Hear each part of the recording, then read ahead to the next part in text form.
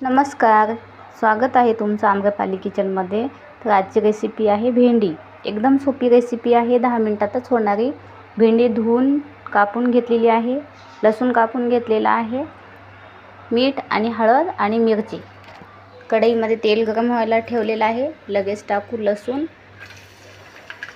लसूण छान लालसर रंगाचा होईपर्यंत तळून घ्यायचा, मग टाकायची मिरची। लसूण तळत आला, आता मिरची टाकून घेऊया।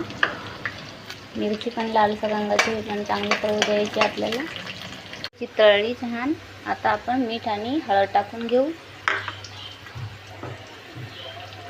जास्त वेळ लागत नाही या रेसिपीला, 5 मिनिटातच रेसिपी तयार होते। 5 मिनिटाचं झाकण ठेवून घेऊ आपण। इकडे कढी झालेली आहे, इकडे कढी होत आहे, इकडे भेंडी झाली आणि इथे चपाती। स्वयंपाक रेडी। तर कशा वाटतात रेसिपी नक्की सांगा।